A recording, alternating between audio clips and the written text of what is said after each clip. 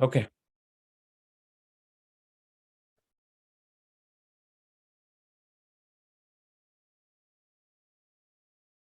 Shall we start? Yes. Okay, so Assalamu alaikum. My name is Javeria Binyamin, and currently I'm studying in final year MBBS. I'm serving as a president for IFMSA FMHLC, and I'm also a coordinator for the series of webinars called A Beginner's Guide to Data Analysis. So I'll take this opportunity to introduce our guest speaker for today, Dr. Hassan Mumtaz. Dr. Hassan Mumtaz is a senior research associate at Maroof International Hospital and a public health scholar at Ministry of National Health Services. He's also a member of Royal Society of Public Health as well as Royal Society of Medicine. He's a recipient of national and international accolades, and he has more than 90 publications to his name till date. We are honored to have you with us, sir. Over to you, Dr. Hassan. Thank you. Okay. Good afternoon, everyone. Today I'll be teaching everyone data display and summary statistics. Just an overview of biostats. The method of data collection and classification, including analysis and interpretation of our results, is called biostats.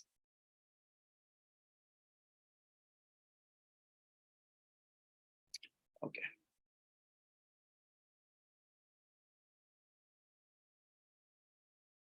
Okay, so we have two branches here of statistics, a descriptive one and an inferential one. Descriptive one is just the mean, the frequency and percentages, whereas inferential will have different tests to apply. I'll be teaching you on SPSS, so I can clear all your doubts. If anyone has questions, they can interrupt me in between. Okay, talking about the types of data.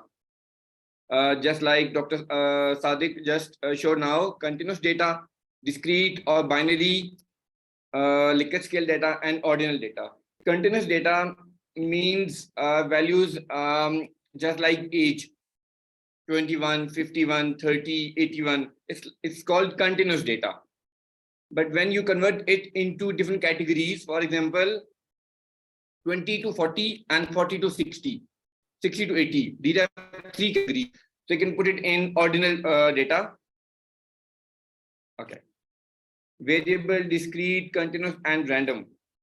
Talking about variable, it is just a quantity which can change from time to time. Suppose your collection of data or the time spent on each patient from the OPD to surgery, as this time will always change. Now coming to discrete variable.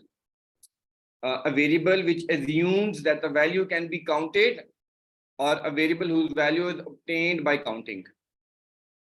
Suppose number of students present in a class, or a number of heads when flipping 3 coins, grades of the students.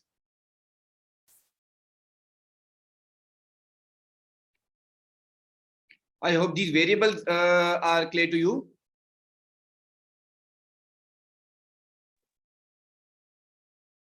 So does that anyone has questions about variables? So I think we talked about that yesterday in details. Okay. Variable is Right. is a character, right? So, yeah. And I think this slide may clear a little bit more, but happy to answer any questions after. Yeah. Discrete and continuous variables. Number of pages in a book is a discrete variable. Example 5, 5.5, 6, 7, something in between. But if you talk about continuous variables, they can be a certain range. Suppose length of a film, temperature.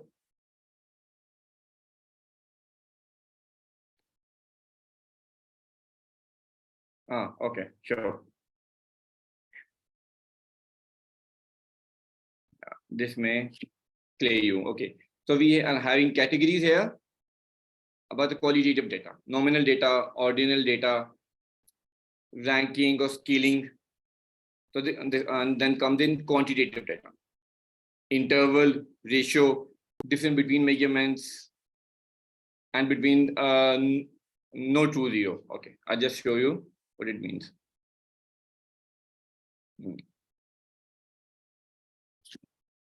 Okay, descriptive stats.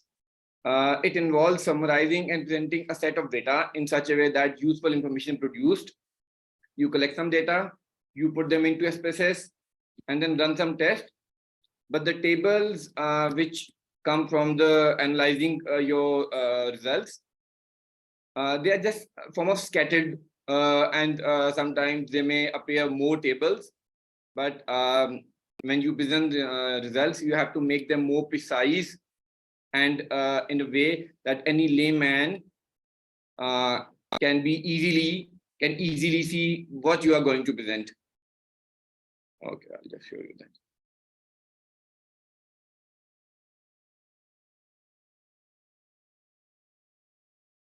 Suppose just like this, pie charts. This is very easily made via Excel sheet or even SPSS to show the readers or the audience what you are trying to see and what you did in your entire time period. Okay, nominal data. Showing the frequency of employment areas. 73%, 52%, 36%. So this is the percentages shown.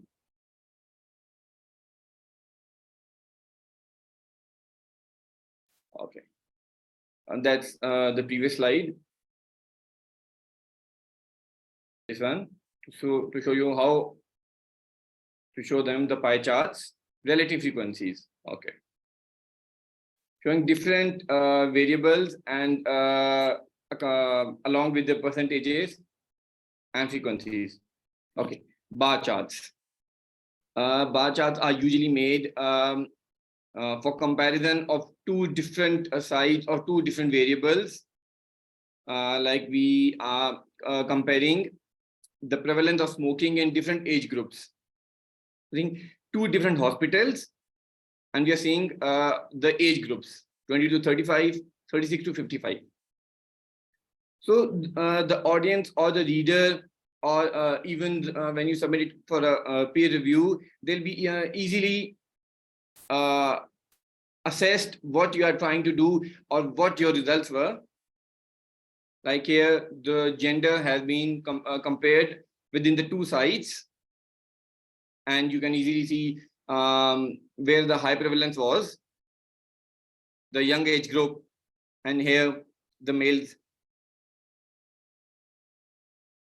Okay. The group data. Okay. Line graph. Line graph is also used to show different results. For example, here it is a cardio study, and we are showing how the monitored patients and with their cholesterol levels. See, on day one of the patients, their cholesterol was raised up 230, and then by the time after follow-up of 1 month, their cholesterol decreases. So, and that was also done by different diet plans, specifically rice diets, over 30 days. And the cohort study done, we saw that after 30 days, the cholesterol can be dropped by almost 100. Okay, yesterday there was a confusion about positively skewed and negatively skewed. Can anyone ask their questions?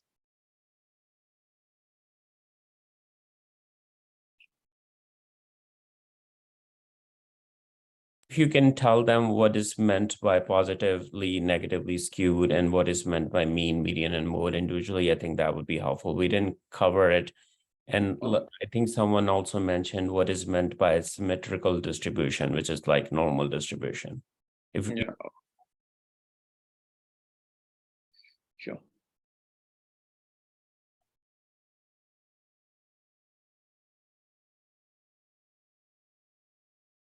Okay, so talking about positively skewed, it means that the relative positions of your mean, median, and mode are going towards the right side. It is also called the right skew distribution. I'll just show you. High values are pulling up the mean up, just like you can see here. And in comparison to the negatively skewed, it means that your mean, median, and mode will be going toward the left side of the mode. If I have a graph here, yeah. High values are pulling the mean down. Okay.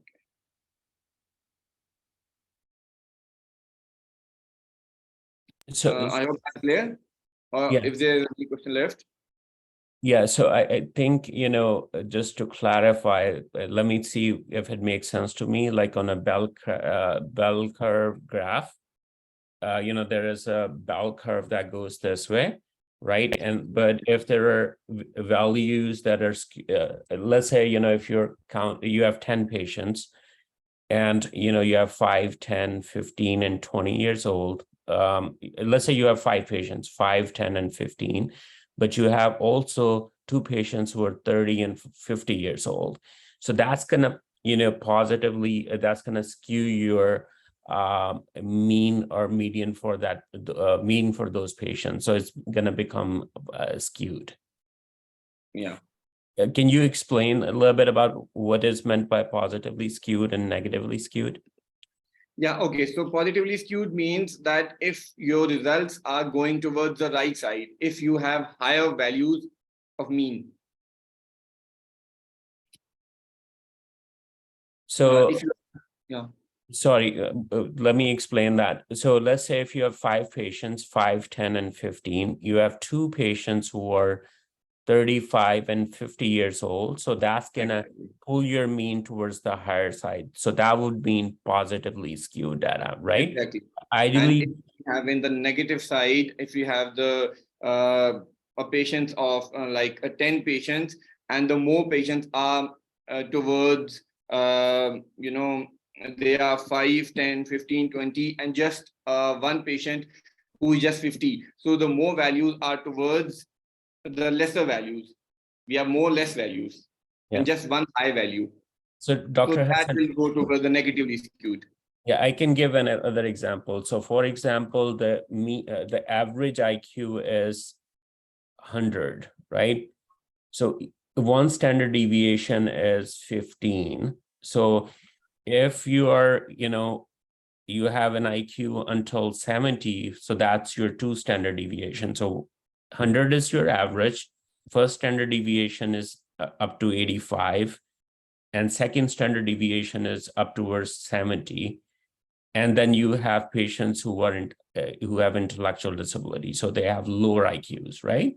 So that's how the population is distributed. So there is certain a percentage who about 97.5% who's going to be in up to second 2 standard distribution. So it's a bell shape. So standard distribution is like how much, let's say, are within 50%, how much are within 75%, how many population is within 97.5%. So it should be evenly distributed. If you get, let's say you have 5 patients, you get, them with very high IQ, one of them, let's say 180, and rest of them are 100, 110, that's going to show your mean IQ on the higher side. So that would mean positively skewed, right? But if you get the same patient with IQ of 15, but rest of them are, let's say 100, 110, that's going to pull your mean IQ on the lower side. So that would mean negatively skewed. So what he's trying to show is if you have outliers, that can screw your data, right? So that can pull your mean towards the lower side or higher side. If it goes towards the higher side, that means positively skewed. If it goes towards the lower side, that will mean negatively skewed. I hope that makes sense. Okay, so basically, suppose you have a histogram of age groups from 20 years to 50 years. And in one histogram, you have more patients who are of 50 years of age. So the main so the biggest graph will be shown like here. And if you have more patients on data of the young age group, the histogram will be from the start here. So that's the negatively skewed, or that's the positively skewed. I hope that's clear.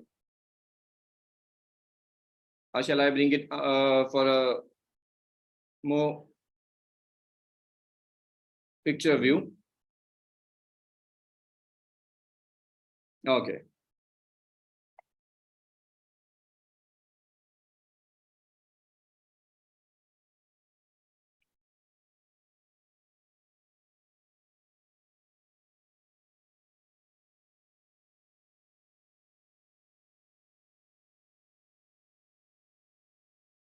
Okay, how many of you know about the scatter diagram?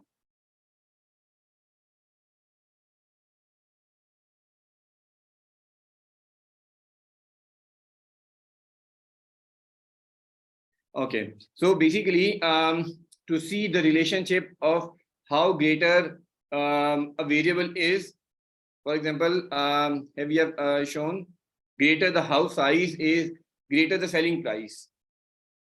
That's how we show the scatter diagram. It depends upon this. It depends upon two variables here. Is the y and x, price and size. To show how the price is rising, you'll show the size of the object here. Okay, I'll just give another clear picture then. See here. To see the stress score here, and this is a stress score and depression score. So stress score will be increasing as your depression is increasing. So that's how we show this. Obviously, these two variables are going side by side. Yes.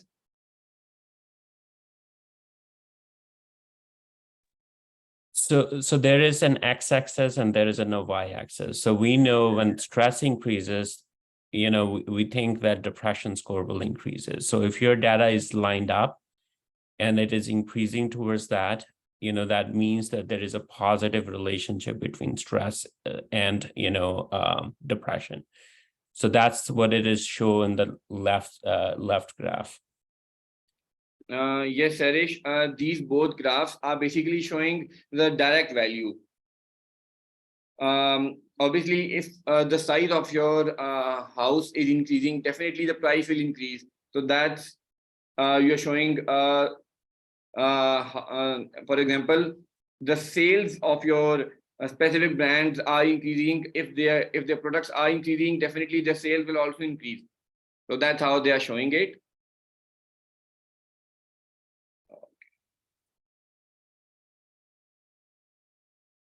Yeah. So this is you were asking positive linear and negative linear. If the graph is going upside, it will be called a positive linear. In upward direction, and if down, it's called a negative linear. Or there's another option in between. We call it a weak or a non-linear relationship. That's in between.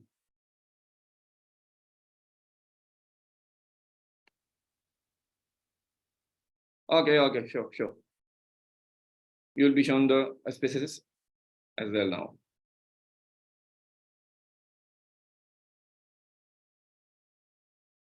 Okay, the most confusion thing here is data, that is ungrouped data and the group data. If we see the age groups here, it is also called a continuous variable. They don't have any categories, but here we made different categories, 20 to 30, 30 to 40. So these will be ordinal scales then.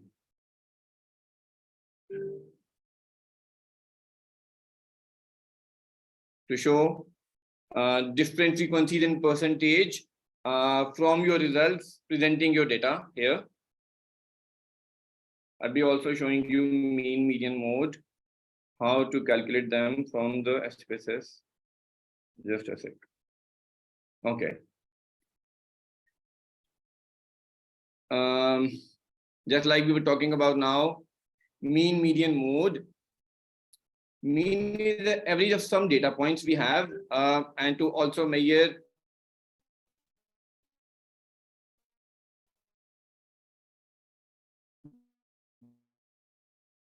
the central tendency. Median, the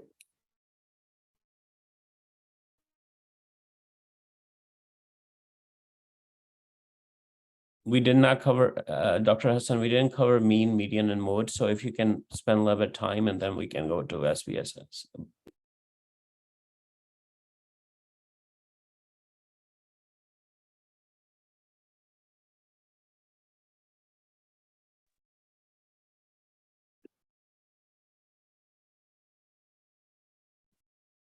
basically mean is the average of some data point and divides the sum relations.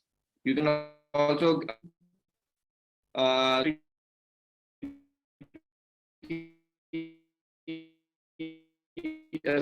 but it won't give you okay, median. It is found by ordering the set from lowest to highest, organizing your data, and then finding the exact middle of that number. Median is just the middle number, but mode is the most appearing number. For example, here you have these numbers 99, 99, 86, 78, but the most appearing number is 44. Okay, so suppose you cut down these two 44 numbers, then your mode is 99. I hope that clears this.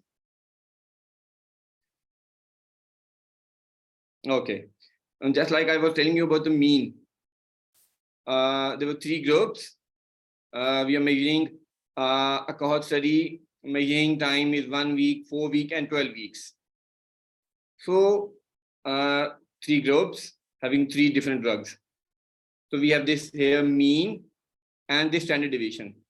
That after measuring, after assessing the patients within 1 week time, the patients have efficacy of 15.23 plus minus, you can say 6.67. So it means minus 6.67 and plus 6.67. So that means the standard deviation. I'll be just showing you how to calculate mean and standard deviation. That will be more clear for you. So Dr. Hassan, can I show them a little bit, can summarize that I think will make sense. Is that okay? Can you hear me? Yeah, I can hear you. Okay, let me share my screen. I have a question for all of you and I want answer from all of you. So I'm just gonna, sort of recap what he said. So this is our, let's say we have these patients and we are calculating age as a variable. So our variable is age, correct? So I have 13 patients. And they are 5, 10, 15, 20, 20, 20, 25, 30, 35, 45, 50. So when I mentioned this, what kind of variable that is? Is it continuous variable? Is it dichotomous variable, ordinal variable? What kind of variable that is? Can you answer in the chat? Okay, good. So when data is presented in numbers, that means it's a continuous variable, correct? That's good. So that's the sense of it. So when data is presented into categories like that, what do we call that variable? No, so that is categorical, right? That's the categorical. When it is presented in certain order, like very young, old, very old, that's your ordinal variable. Okay.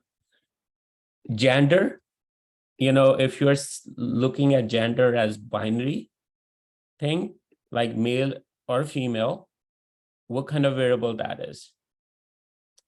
That's dichotomous. So in dichotomous, we have like a right wing and a left wing. So that's your dichotomous variable. Okay.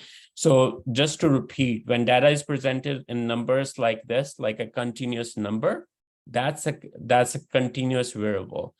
You can say it is a kind of nominal variable, but we see it as a dichotomous variable. So for age, when we are presenting for central measure, that is counted in mean, median, and mode. So for mean, I will calculate all these values and I will divide by the number of these values, correct? Mode is the most frequently occurring value, right? That would be 20. Median is one that cut right across that. So I have 1, 2, I will explain that 1, 2, 3, 4, 5, 6, 7, 8, 9, 10, 11, 12, 13. So one that is in the middle would be, let's say, assume that's 25. So that's your median value. So the continuous value, the continuous variable is something that is in numbers. And it can be in decimals too, like 5.5, 15.5. So when it is in numbers, that is your continuous variable.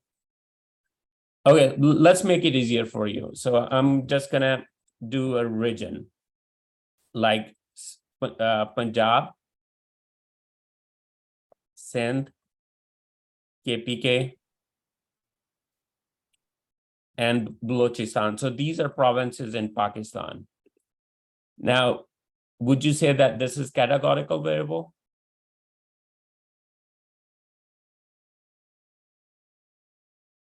So don't worry about discrete values. So that's dichotomous is something that is dichotomous. That's like you have only two answers, like gender, male or female. When you have more categories, then that's your categorical variable. When these categories appear in an order, that's ordinal variable. When they are like continuous numbers, these are continuous variable. Mean is that I will add up all these values and I will divide them by their number. Okay, 13. That's your mean. The most frequent occurring one, like here, is 20. So that's your mode would be 20. Okay, so that's one concept. Second concept is this is your bell-shaped curve, right? So that data should be evenly distributed. So that tells you about the quality of the. So you can say that, 1 to 10, 10 to 20, 30 to 40 can be any type of ordinal variable, just to get over that. Just now let's focus on this standard normal distribution. So data should be evenly distributed. So there is a central value, which is mean, median, and mode. If your if your values are equally presented, your mean, median, and mode should be the same. One standard, so for example, your IQ is 100, your first standard deviation is at 85. So 68% of people will have IQ between 85 to 100. For two standard deviation, 95% of people will have IQ between, for 68%, 85 to 115. But if it is, let's say, 70 to 130, that would be 90% of your patients who will have IQ of 70 to 130. So that's how data should be distributed. This is normal symmetrical distribution. If it is not, then you will see if it is positively skewed. So for example, if you have 5 patients who have IQ of 100, you have 1 patient who have IQ of 15, your mean would be somewhere here, right? So somewhere between 2 or second or third, or on the lower side, which means your data is negatively skewed. But if it is on the higher side, that would mean your data is positively skewed. So just remember, there is a central value And, and then, you have certain percentage of people who are within those 68%.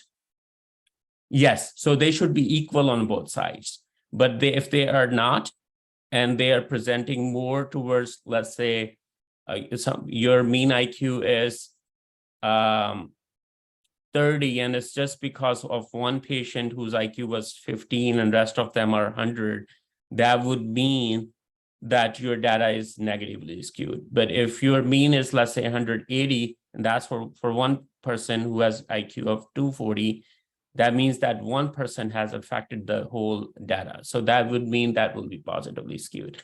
I hope that makes sense. Sorry, Dr. Hassan, go ahead.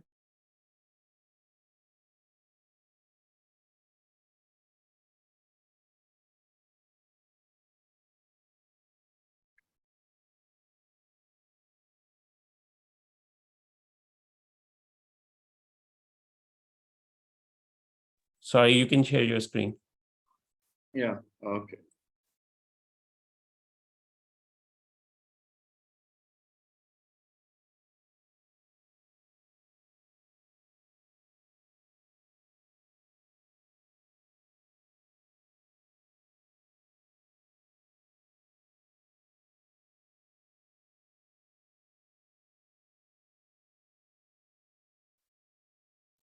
Okay. So mean, mode, and median is clear to everyone?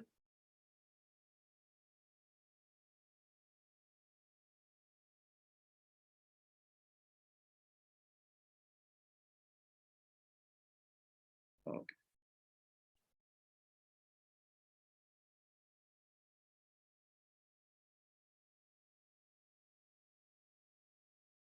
If we analyze here, you can see the continuous variables. This is the age numbers here. Using here age, applying median, mean, median and mode here, and standard deviation.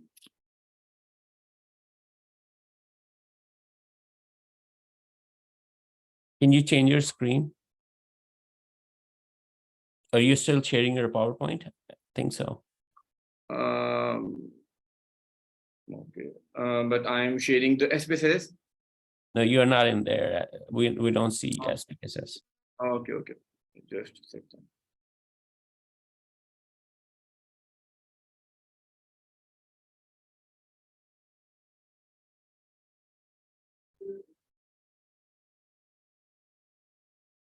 Okay. Is it visible now? Yes. Okay. So you have here age numbers called the continuous variables, and using here the tab analyze, going to frequencies, you have here the age numbers here, applying stats, mean, median, mode, and standard deviation here. Can you see here?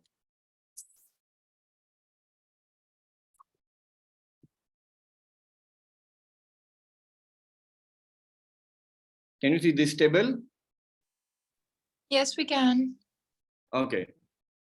Okay, so we have mean here 25.66, our median 13, mode 13, and standard deviation is 20.88. I hope it's clear now for this. Yeah, can you show us how to calculate that? Yeah, so I just did, I'll do it again. Okay, so you have here all the age numbers.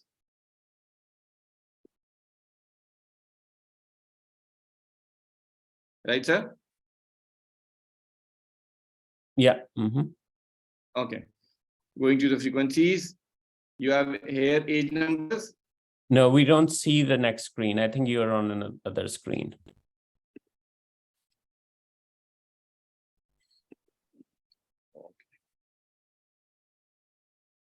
Yeah, can you see this now? Can you see this table here? The Yeah, tab here. I can see the the data view. I don't Okay. see. Okay.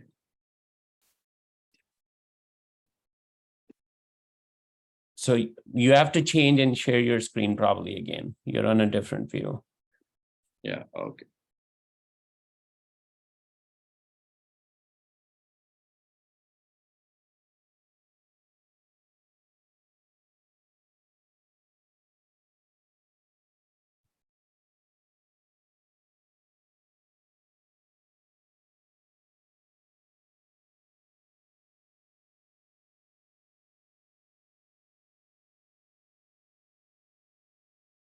Okay.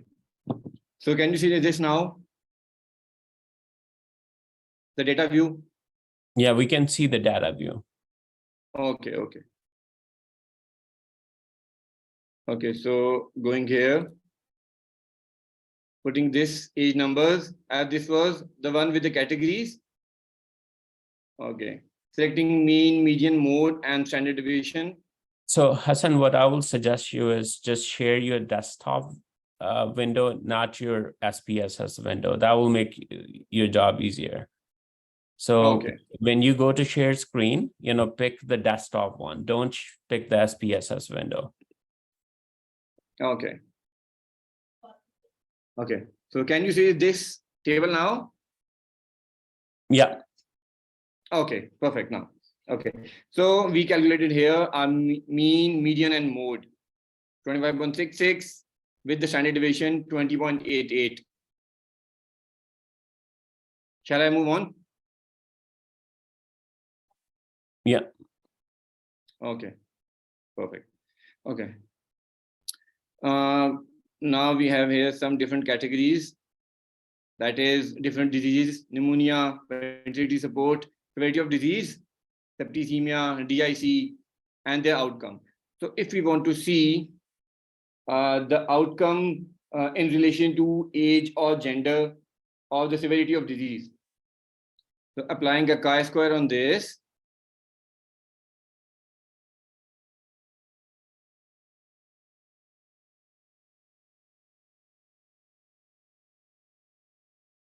So can you start from the beginning? Like, how do you add those, and what logics do you pick and all of that?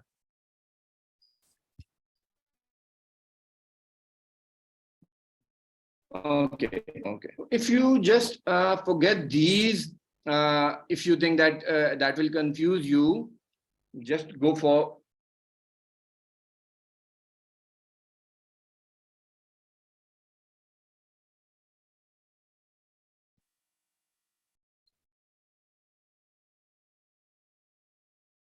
And you can say label 1, value is 1. Label 1 means you can put anywhere, anything, just like 20 to 40 years.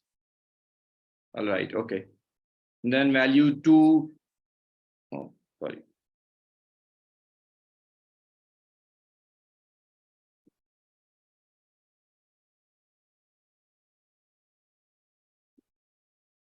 So you can say it's 41 to 60 years.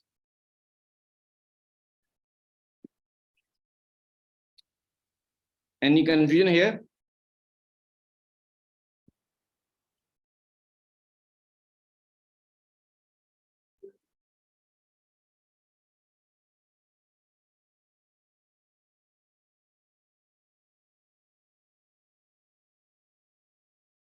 Yeah, Tashveen, just coming on to that analysis. Okay.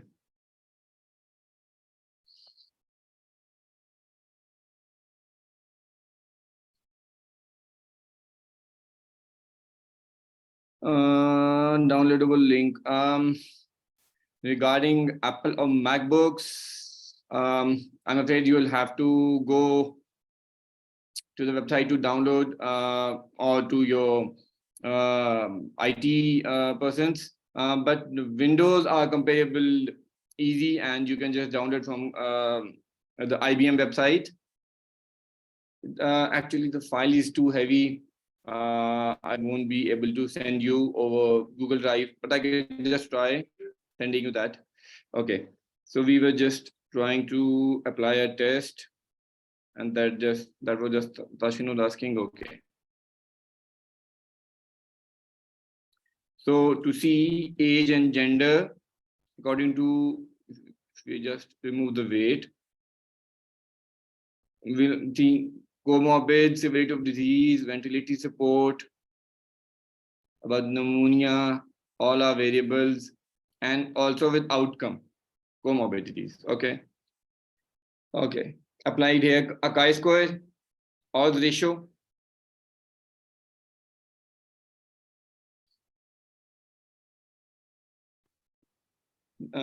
This is the first table that will appear when you apply your test.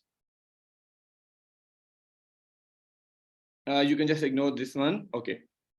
So see, age and relation to your comorbids. It's just about this study. We'll see, okay, do categories. He had comorbid, he didn't have comorbids. Age, different categories.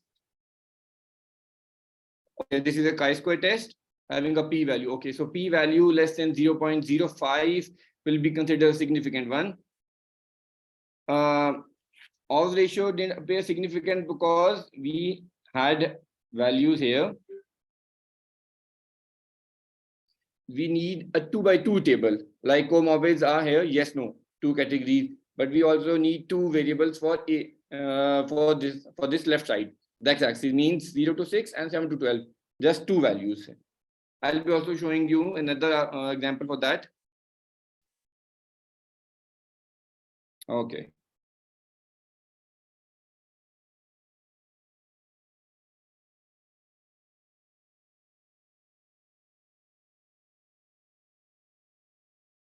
So we're seeing our outcome in regards to age.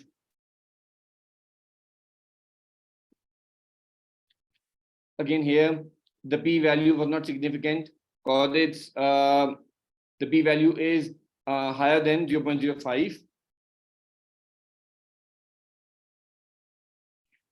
Seeing the age in regards to the duration of stay of the patients, less than 7 days or more than 7 days. But if we talk about the gender, you can see a two-tailed significance, 0.00. Here, odds ratio is here. You can see 2x2, 2x2. I'm talking about this 2 and 2. So that will be a perfect 2x2 table needed for the odds ratio. So odds ratio shows here odds ratio for the gender, male or female. So the risk is 4.87% higher risk if the person has comorbids and having a confidence interval of 2.139 to 11.09, having a wide range of confidence interval. Coming on to our gender. This is it. Okay, let me just show you another example. Any question for this one? So we can move on. So, you know, if you can explain when to use the chi-square and when to use the t-test, chi-square and the crosstabs. And if you can slow down a little bit because, you know, these are beginners. Yeah. So I was expecting this question from the audience. Okay, but let me just check over the chat.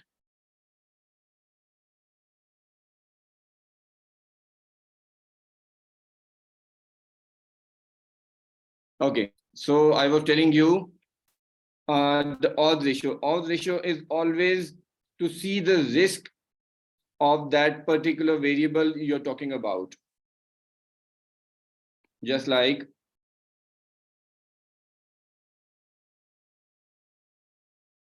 no, a p-value will be significant if it is less than 0.05 or lower than that. Okay, I'll just show you. We have here someone in the audience asked, why do we need a 2x2 table? Because to accurately calculate or you can say to perfectly apply test, there are certain prerequisites you need to see in order that you have a perfect results for that. Suppose we have some patients here, age, gender variable, about efficacy, then a placebo group and an antibiotic group. Only two guys. Okay. Because after it will also help you to find out the sensitivity of that specific diagnostic test or a validational study. Then moving on, sensitivity, specificity, then moving on to the negative values or the positive values, called the false positive or true positive also. Did that clear you? Okay.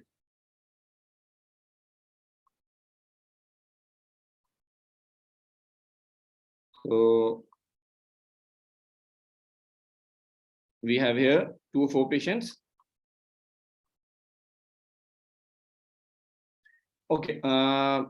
Why do we apply chi-square or t-test? The chi-square test is used to when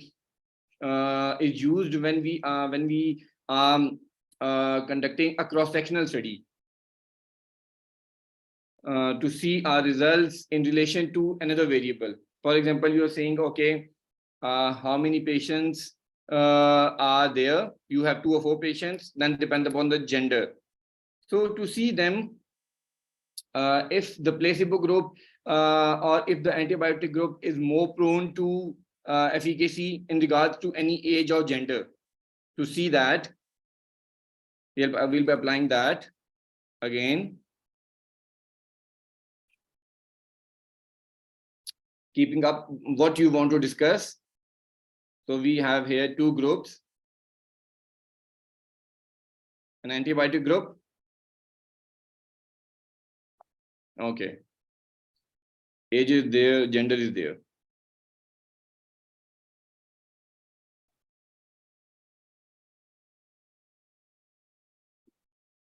Chi-square here and odds ratio here.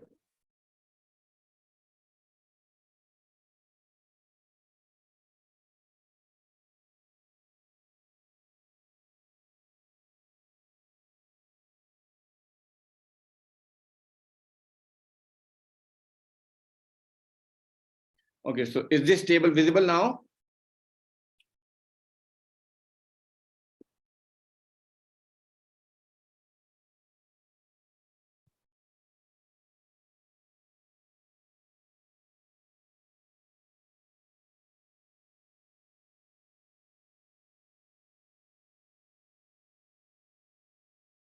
Yeah, we can see it. Okay. Okay. So yes, Aga is asking what I know of chi-square is we apply when we have both category values. Yes, exactly. We'll be having both category values. You can see here, different 2 categories here, frequency of infection in the placebo group and comparing it with the age. So yes.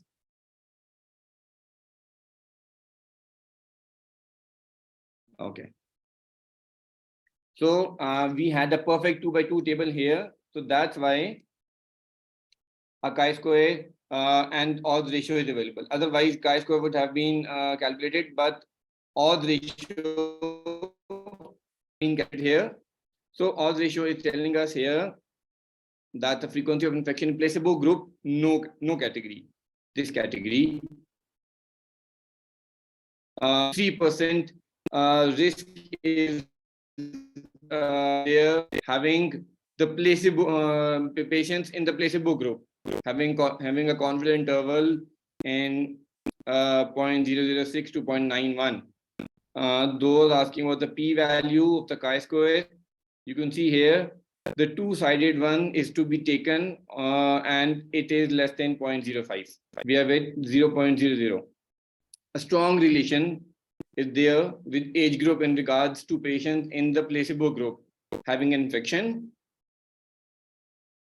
Then comes the antibiotic group, and you can see patients having antibiotic, patients in antibiotic group have a risk of 1.33, having a more risk for the infection. Okay. Again, they have a very strong p-value 0.00, showing a strong significance.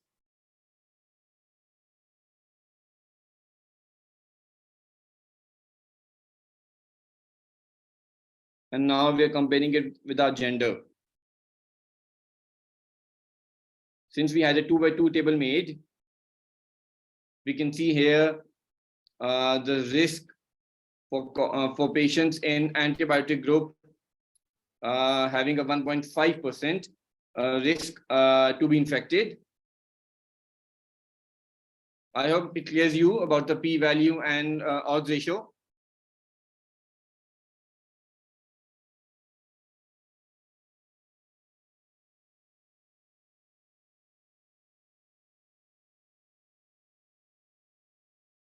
Okay, p-value is basically to see about the significance of your results, how strong your association of results are.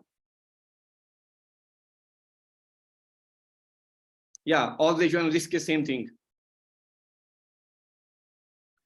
Okay, Dashwin, any other query from your side?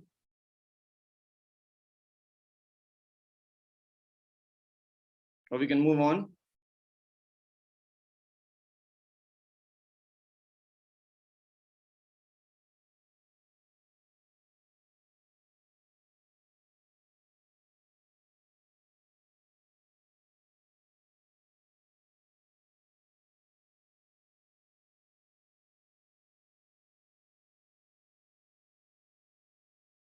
Yeah, confidence interval is always kept at 95%. And we can put 5% as the margin of error. Or sometimes it can also be kept as 97%. The confidence interval mean the confidence you have that you have accurate results. And then 5% margin is sometimes your data is missing, or you cannot obtain all the results according to your sample size. So that's, you can see the margin of error we have. No, we cannot have 99% confidence interval. It's always kept at 95%. Because we'll be having margin of error 5% for that. Why? Yes, Eman, risk estimate is to see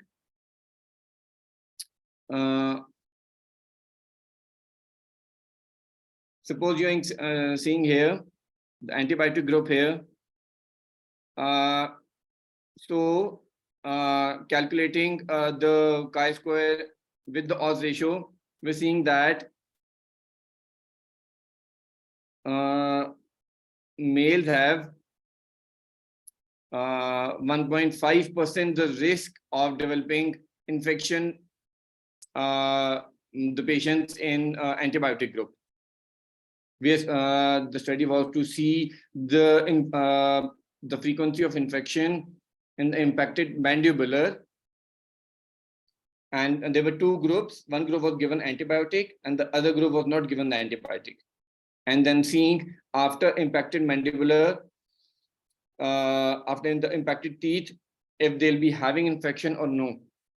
So now we have results. So males have a 1.5% risk of developing infection if they are given the antibiotics in regards to a specific variable, that is impacted mandibular tooth. I hope that clears, Eman.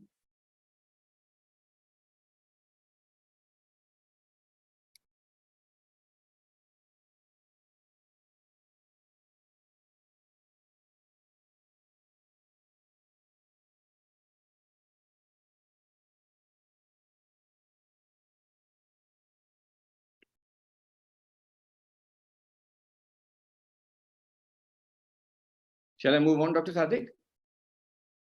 Yes. Okay. Showing you another example. Okay. So we have here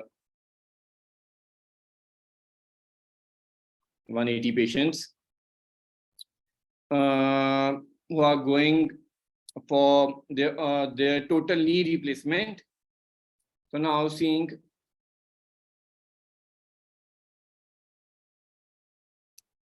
why they came here for TKR, or what led to towards TKR, the yoga injury, the travel, the rotation, because these are the complaints of the patients: running, football injuries, RTA, fall, cricket injury, a blast or a trauma or a twisting. The diagnostic tests were done, and on MRI shows meniscal tear. We have results of the patients and different categories, positive or negative. And then during arthroscopy, we compared our results with the MRIs. Okay. Then again, if you are doing the comparison, you can always use chi-square. And then we'll be moving on to the t-test.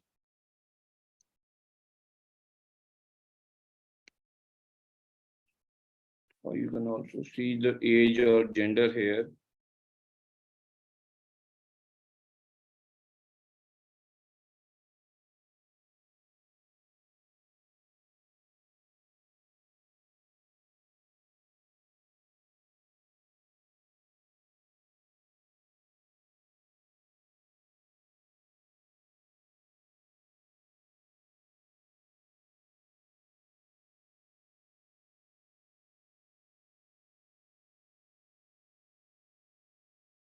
So we have a strong significance here, a p-value of 0.00, and patients who have been found positive of meniscal tear during arthroscopy. So this means 0.437. So patients having meniscal tear on MRI have a risk of 0.437% of having a positive meniscal tear during arthroscopy. And then our confidence interval is 0.365 to 0.524. Similarly, we are comparing this with age. If it has a correlation with age or gender, yeah, it has a significant correlation with age as well. But since there was more categories, 3 categories, we couldn't have an odds ratio. And here comparing it with gender. So the odds ratio is 0.254. That means that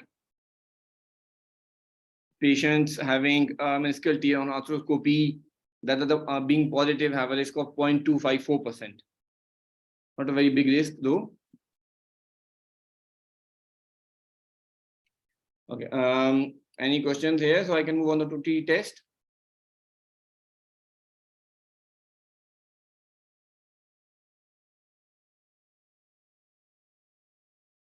Let's move on.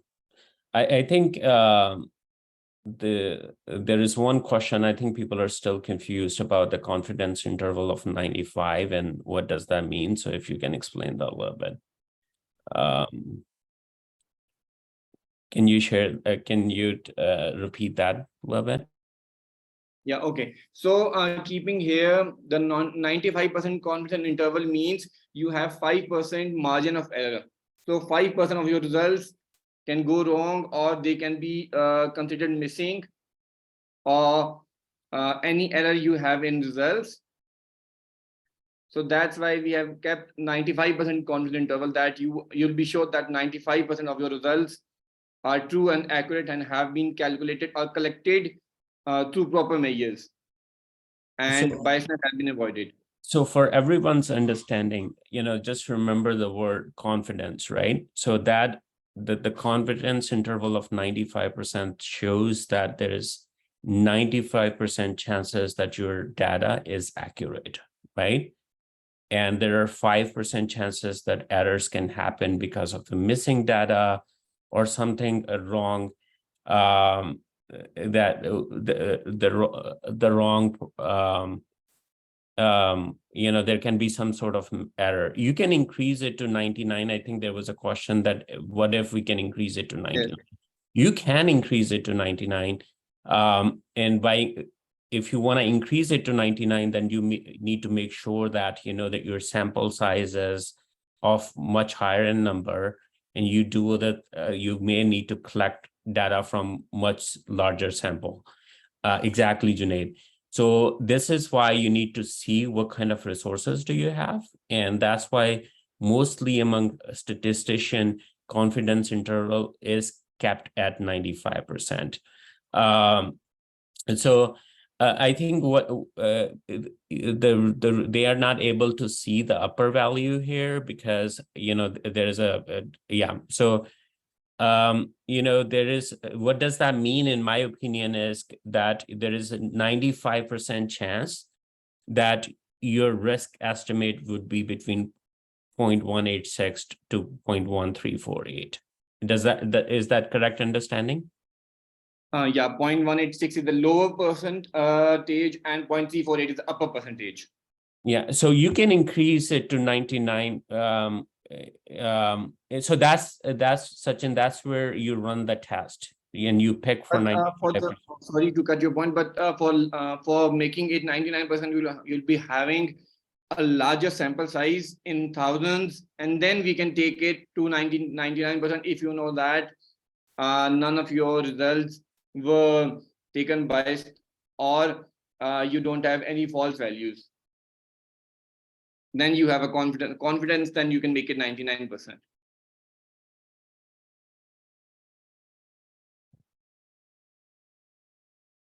Okay, so I think you can have confidence interval of 50%, let's say 50% too, but in this in risk estimate, this upper and lower value will go more closer. There's 50% chance that that your actual value is within that range, right? But if you increase that confidence interval to 95%, that means your value, there's a 95% chance that your value is in that range. If you increase it to 99%, there's going to be 99%, your value will, the difference will increase. So lower value and upper value will, go further apart, but there is 99% chances that your actual value is within that range. Okay, if that makes sense. But, when we are doing research, you cannot, sample whole population. So you pick a subset of population that you call your sample, right? So you want to make sure that you have enough resources. You can only have so many people in the study. So that's why it is kept at 95%. And, when you do sample size estimate, that's where we also look for that this is our margin of error. This is where we want to be. Yes, exactly, Junaid. The higher our confidence interval will be, the lower will be the standard error. But in mostly studies being done, apart from the annual surveys, we keep it at 95%. Sometimes the annual surveys for the disease estimation or the epidemics, we make it 97%.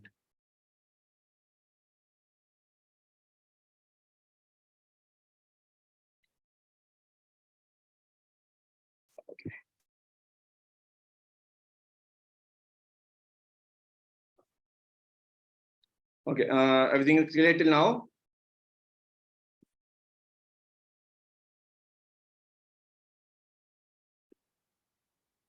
Okay. So how many of you know about the t-test?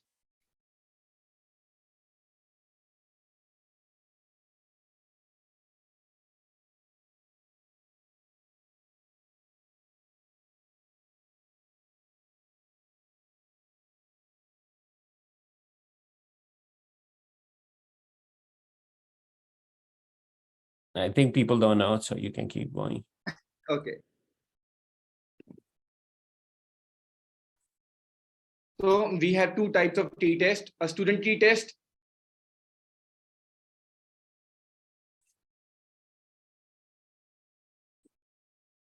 or also called a one sample t-test. and the independent t-test, it can also be used to calculate pre and post values.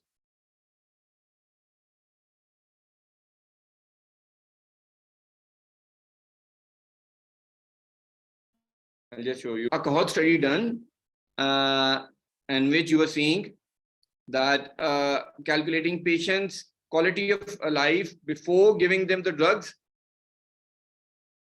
and then observing them from time to time, and then seeing post-treatment what's their quality of life.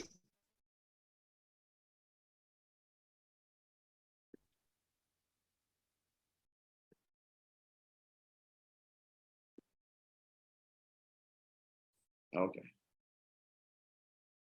So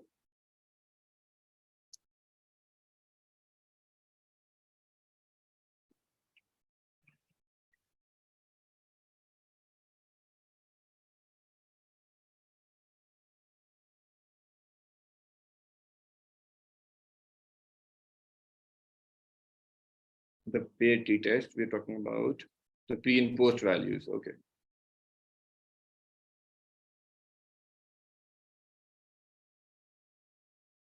So to see the quality of life of patients before treatment, yeah, Ahmed, just like I'm telling you, to see, suppose you have a seminar of education, and to see what your education was before the awareness seminar and post seminar, we use this type of test, the t-test, quality of life before treatment and quality of life post treatment. It comes here. We're giving a 95% here.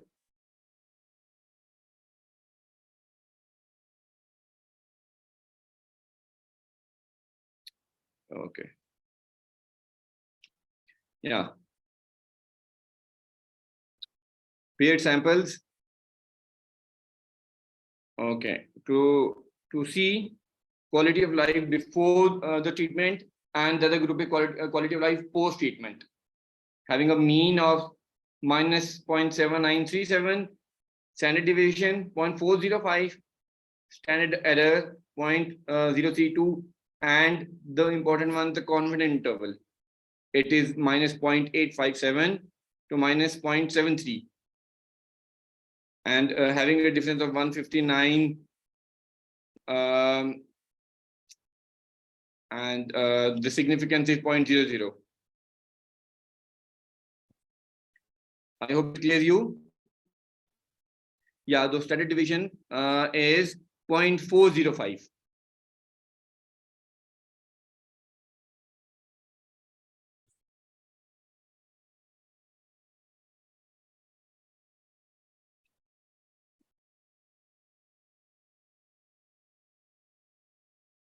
If you are asking about what is standard deviation overall, so I'll just tell you if I have the table here.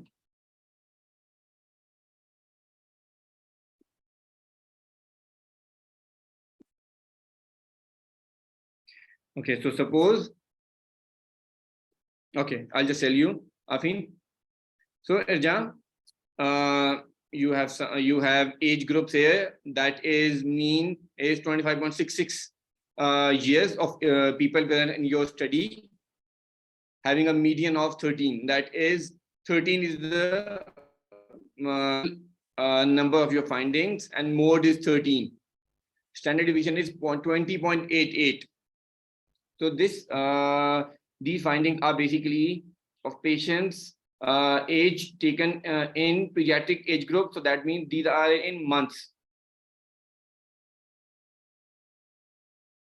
So mean 25.66 months patient are, we have a mean of those, and 20.88. So that means you can always go on the right side, means plus 20.88 months or minus 20.88 months. I hope that, that is clear now.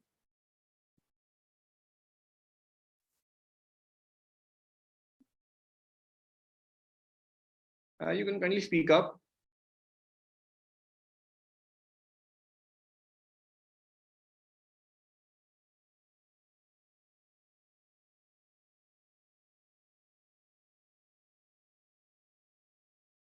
Okay. Yeah, okay. So regarding the t-test, the paid sample t-test, it can compare pre and post values. Yes. We are comparing the quality of life in patients using treatment before and after.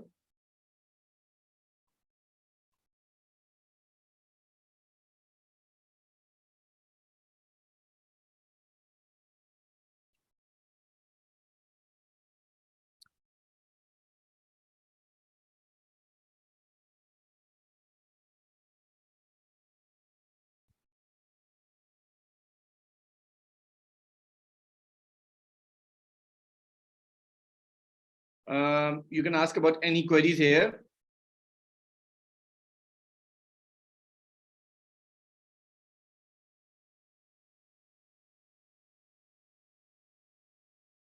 Yeah, okay. You have here your mean here, standard deviation here, and standard error of mean here. Okay. So we are showing that 159% out of 160, difference is 159. So 159% or 159 patients reported having their quality of life improved after treatment. After they had their full course of treatment, their quality of life had improved from before taking the treatment.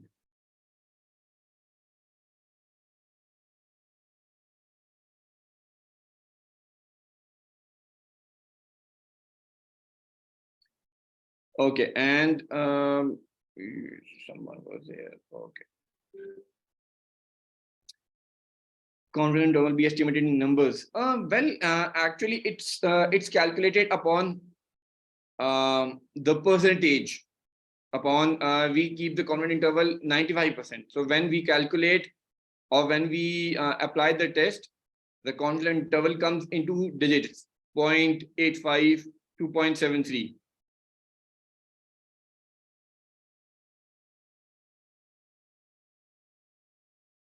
Yeah, you always need one set of values for that. Suppose you need to have a quality of life.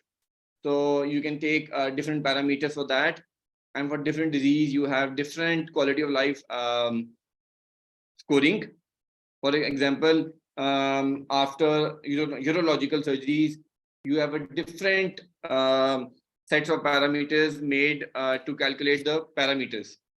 To calculate quality of life. You understand me? So suppose out of 100 patients reported having quality of life 40s out of 100. So after they are done with the treatment and everything, they are fit and fine. We asked, how is your quality of life going? Your daily routine is going. So they scored themselves out of 100 around 70s. So that's the total score of quality of life. Right, exactly. And now you can just mark them.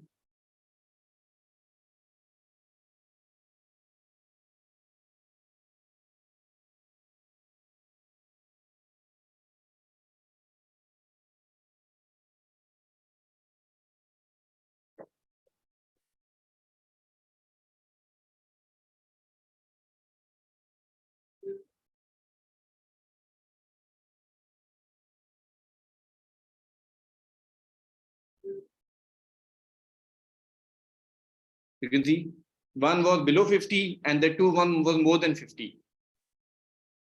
Quality of life. And same goes for here. Less than 50 and more than 50. Okay. Okay, let me just show you one thing else.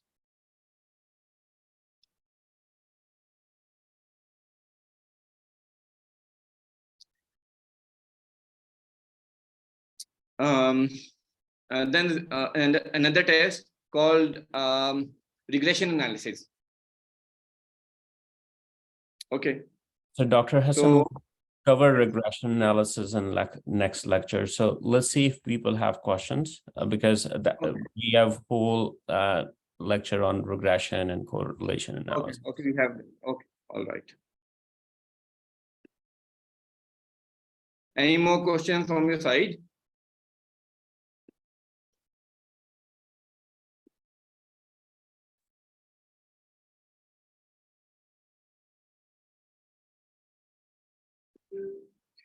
Which ones? Kindly specify.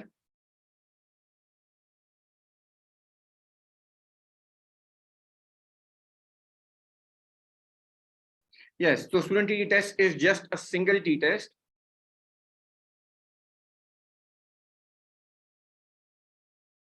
But mostly, okay, just let me show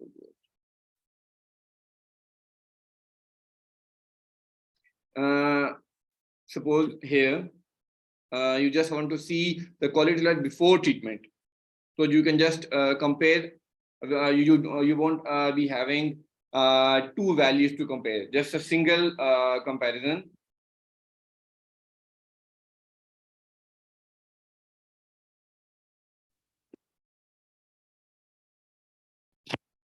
See this?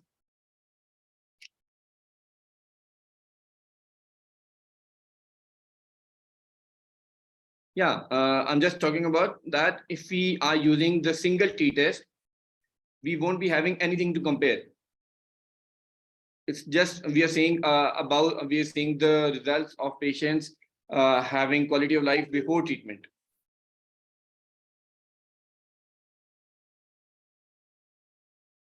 No, so it depends upon what study you are going to do.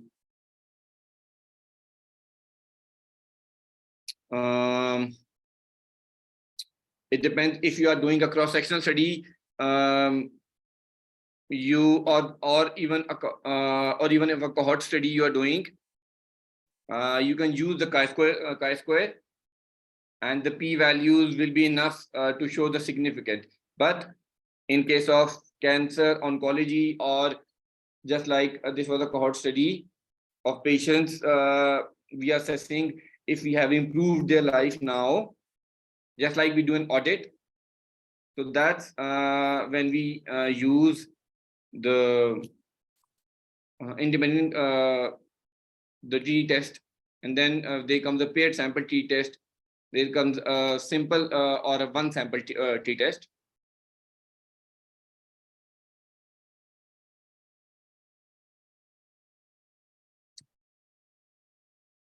Okay, which one?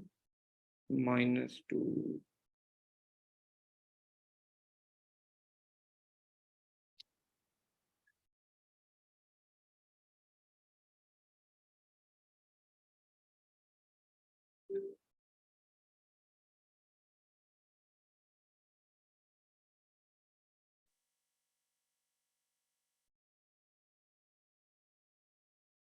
Yeah, the difference of patients we make.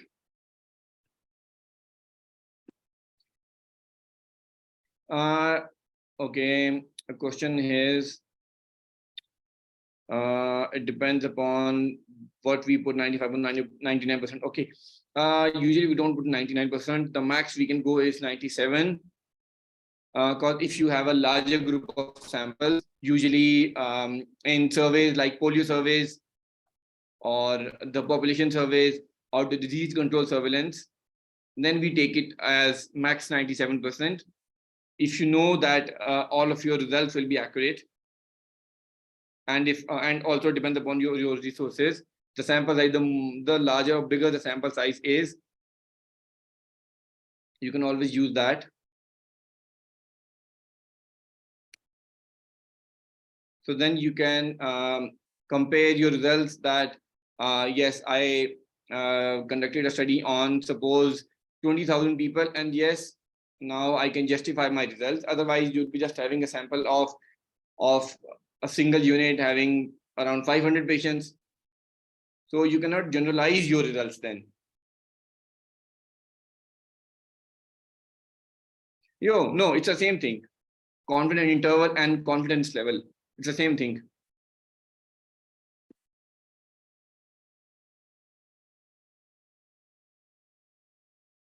Any more questions?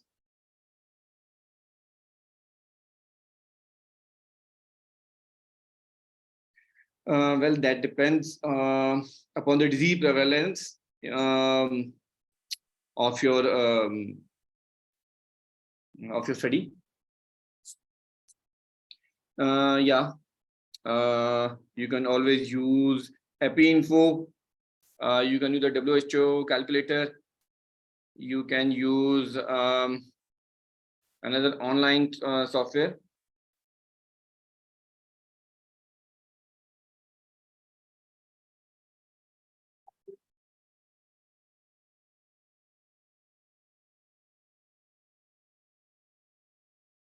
A RAWSoft can also be used.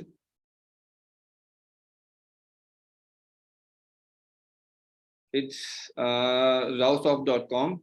It is very easy to use. Yeah, sure.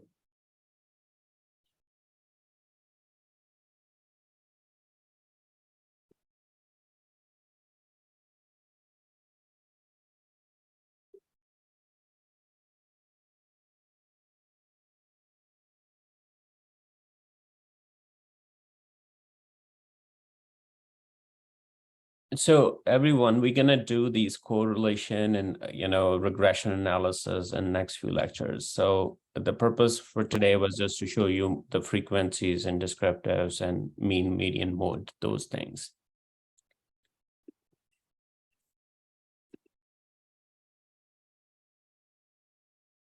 Yeah. So I think that's enough for today. So thank you, Dr. Hassan, for joining us today. We really appreciate that. And thank you for giving your time. So with this, we'll end the session. We'll share the recordings, within 2 days.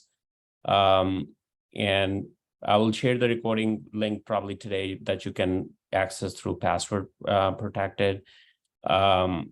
It's password protected, so you have to use a password, but I will share that today. But thank you very much, everyone. Thank you for joining. Have a good day.